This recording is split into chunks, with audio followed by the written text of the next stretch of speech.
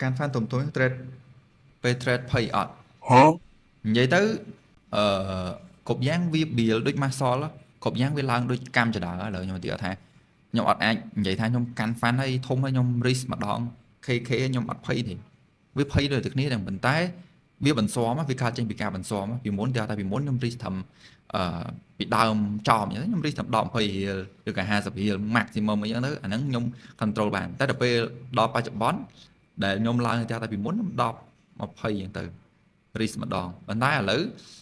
ចង់ថាបន្ទាប់ពីហ្នឹងខ្ញុំអាច risk ដល់100ឬក៏200ក្នុងមួយ set up អញ្ចឹងទៅអាហ្នឹងវាតំណាក់បន្ទាប់មកវាអាចនឹងដល់ដំណាក់កាលមួយដែលយើងកាន់ fan ធំហ្មង risk ម្ដង500ឬក៏ទៅ 1k យកមកឬក៏ risk ម្ដង 1k ទៅ 2k យកមកដោយសារ account ខ្ញុំ combine គ្នា account ខ្ញុំធំអញ្ចឹងវាលបាក់ប៉ុណ្ណឹង risk ម្ដងប៉ុន្តែសួរថាយើងអត់អាចចូលមកទៅតែចាប់ដើមឆ្នាំទី1ឆ្នាំទី2យើងទៅដល់ risk ម្ដង 1k 2k អាហ្នឹងយើងអត់ទាន់បន្ស៊ាំខ្លួនឯងបានទេឬក៏សមត្ថភាពនៃការគ្រប់គ្រងខ្លួនឯងនៅពេលដែលយើងលុយធំគឺយើងអត់ទាន់ធ្វើបានទេអញ្ចឹងមិនយើងត្រូវការរៀនទៅការឆ្លងកាត់ពេលវេលាទៅការឆ្លងកាត់បទពិសោធន៍ទៅការទទួលយកការចែកម្លែកឬក៏ការណែនាំពីអ្នកដទៃឬក៏ mentor ឬក៏នរណាម្នាក់មិត្តភ័ក្តិអញ្ចឹងទៅអញ្ចឹងបើសួរខ្ញុំថ្ងៃកម្រិតដែលខ្ញុំ handle បានអាចថាអូខេខ្ញុំក្នុងកម្រិត K risk មក set up អីមក set up អាហ្នឹង fine ហើយសម្រាប់ខ្ញុំវាអត់ដល់ដំណាក់កាលថាអូភ័យបុកពោះញ័រដៃហើយភ័យខ្លាចបាត់បង់អ្វីគ្រប់យ៉ាងហើយដោយសារអី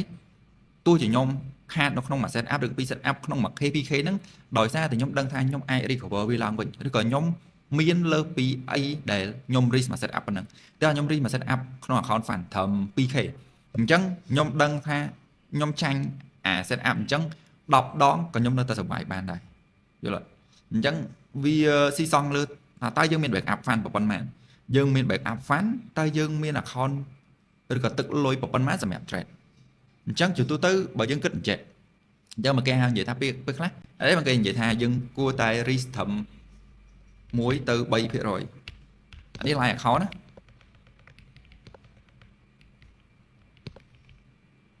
នៃ live account capital អញ្ចឹងមានន័យថាបើសិនជាយើងមាន$1000អញ្ចឹង risk យើងrisk ក្នុងមួយ set up ត្រឹមតែប៉ុន្មានត្រឹមតែ$10ទៅ$30ទេយល់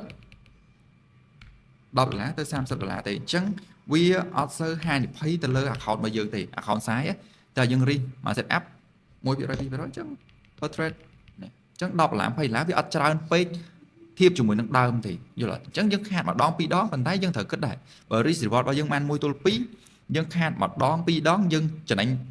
តែម្ដងវិញយើងចំណេញបាត់ហើយឬក៏យើង recover លើសពីទឹកលុយនឹងបាត់ហើយយល់អត់អញ្ចឹងទៅអានេះaccount line តែបើសួរថា account fund អញ្ចឹងបើសិនជាខ្ញុំឧទាហរណ៍ក្នុង account fund ដោយសារក៏ពិត account fund យើងអត់មានទឹកលុយ maintain នៃ capital ដែលយើងឃើញតែថា account 100k ក៏ពិតមិនមែនយើងមាន 100k ហ្នឹងទេយើងមិនមែនមាន 100000 ទេយើងមានត្រឹមតែ 10k ទេឬក៏យើងមាន affordable ដែលយើងអាច loss បានត្រឹមតែ 10% ទេអញ្ចឹងគេថាយើងមានត្រឹមតែ 10% បើយើងចង់លេង play safe មានតែយើង account ដែលជាប់ហើយខ្ញុំនិយាយ account ដែលជាប់ខ្ញុំអត់និយាយ account ប្រឡងអញ្ចឹងយើង risk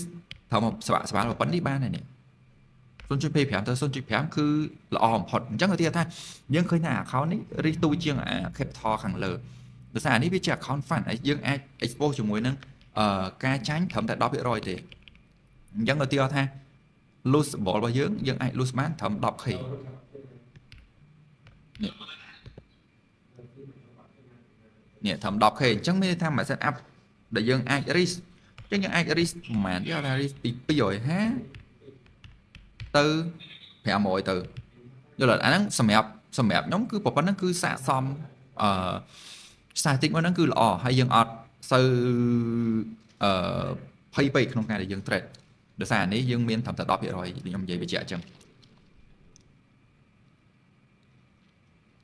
ចឹង risk ស្បាប៉ុណ្នេះវាល្អបំផុតសម្រាប់ fund តែបើស្អីយើង line account គឺខ្ញុំ risk ប្រហាក់ហើយប៉ុណ្នេះ1ទៅ3%ក្នុងមួយ setup account 1000យើង risk ចឹងនេះអានេះបើ account fund យើង risk ធំប៉ុណ្ណេះហើយដូចខ្ញុំបញ្ជាក់គ្រប់យ៉ាងវាត្រូវមានដំណាក់កាល យើងចេញពីអាតូចមកធំយើងធ្លាប់រីប៉ុណ្ណេះសុខភាពអារម្មណ៍ល្អយើងរីប៉ុណ្ណឹងរហូតយើងបដិញធំដល់តិចដល់ទៀតដល់កម្រិតមួយដែលយើង scale up capital របស់យើងអាចរីធំបានហើយអញ្ចឹងមិនមែនខ្ញុំចូលមកភ្លាមខ្ញុំរី KK ទៅ trade ទេយើងទីមួយយើងអត់មាន capital ក្នុងការអត់មានលុយយើងនិយាយសួរថាអត់មានលុយក្នុងការ risk ច្រើនដល់ថ្នាក់ហ្នឹងទីពីរយើងអត់តមានសមត្ថភាពក្នុងការកាន់លុយហ្នឹងទេនិយាយសួរស្ដាប់អញ្ចឹងផង